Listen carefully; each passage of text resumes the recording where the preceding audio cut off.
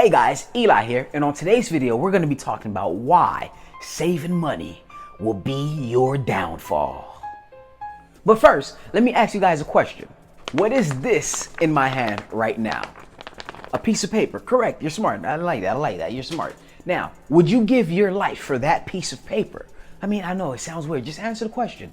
No, you wouldn't give your life for this piece of paper. I mean, come on, there's nothing but a piece of paper with some writing on it. Why would you give your life for that? The next part of the question. What is this in my hand? Some of you guys may say money, but you know what it is? It's also a piece of paper. Also a piece of paper. Now, another question. Would you give the life that you're living for this piece of paper right now? No? But the fact is that we all do. We all do. Because that piece of paper has confidence behind it. People will accept it and give you something in exchange for it. That piece of paper is the number one tool that we all need to survive. And let's start now. So if this is your first time on this channel and you guys like to talk about personal finances and mindset, make sure you guys start now by hitting the subscribe button, leaving a thumbs up, and also comment down your thoughts in the comments below. And while you're at it, if you guys want a free stock on Robinhood or some books I believe you guys should read, or if you guys want to know what kind of accessories that I use when I'm making my production videos, check down the description below. So why is saving money such a bad thing? Because a lot of people are like, hey, you know what? You can invest into stocks and make money doing stocks. Of course, you can also lose money. There's a risk there. You know, putting into stocks. You can say, hey, you know what? Invest in real estate. But hey, you know what? We could be in a real estate bubble and you could lose money there as well. Well, you can even take that money and start up your own business. But at the same time, of course, some businesses fail within the first 5 years. So there's also a risk in that as well. So a lot of people are like, you know what? It's too risky. If I invest in the stock market could tank. If I invest into real estate, the real estate market could tank. If I invest in myself and create my own business, that can possibly fail as well. So what is it that I do? You know what? I'm not going to invest my money. I'm not going to do nothing with the money. You know what? I'm just going to save it because there's no risk in saving money. See, and that's the whole problem. My mentor always taught me that money is the tool. All right. Money is a tool. You don't see a mechanic which gets his tool and be like, hey, you know what? I'm going to take my whole entire life and focus on this hammer, this ratchet, and all the tools that I need. Forget the cars. Forget the cars. I don't need the cars to fix them so I can actually make money to fix them. I'm just going to focus on the tool I need. And in this case, this life example, money is the tool because you can take that money and get yourself entertainment, or you can take that money and get yourself more money with it. And also take that money and survive, because you're really going to need to survive. I mean, you're going to need food, you're going to need water, you're going to need a roof over your head. You're really going to need money. Money makes the whole world go round, right? But where the problem really lies is when you take that money and you save it, saying that, hey, there is no risk. Let's go back to this right here. This is about $100 in one. No, I'm not going to the strip club. No, that's not what this is for. All right. You have $100 in one right here in my hand. 5, maybe even 10 years ago. Right? 10 years ago, I was able to buy way much more. Not even just 10 years. Let's just say 5 years. I was able to buy way much more with this than I can currently today. Correct? But if I were to take $100 and I would have put it into a stock, or I would have put it into precious metal, or I would have put it into real estate, right? Like, what kind of real estate you know that you can buy for $100? But anyways, I digress. The value of this $100, had I put it in any of those asset class, would have been way more than just $100. Now, some of you guys may be asking, oh, why is that? Why is it way less than what it was 5 years ago? Because of inflation. Let's say you're a kid and your mom say, hey, I'm going to give you $1 right here. Here's your son. Here you go. Here's $1. And this dollar is going to have to last you for the whole entire week. Somebody say, hey, I got an ice cream here. It costs $1. I'm going to be like, you know what? Man, you know what? I only have this dollar. I got to stretch it for a whole entire week. I don't want that ice cream bar or ice cream cone or whatever the ice cream is. I don't want it because all I have is $1. Now, let's go back. Now, let's say next week, my mom said, hey, you know what? I'm going to give you $100. And this $100 is going to have to last you a whole entire week. Now I'm a little bit more, okay, cool. Like at first, the first week, I had to value this dollar. I really had to value because I don't have that much of it. So I had to make sure it stretches. Hey, every penny has to be documented for me. But next week, I get $100.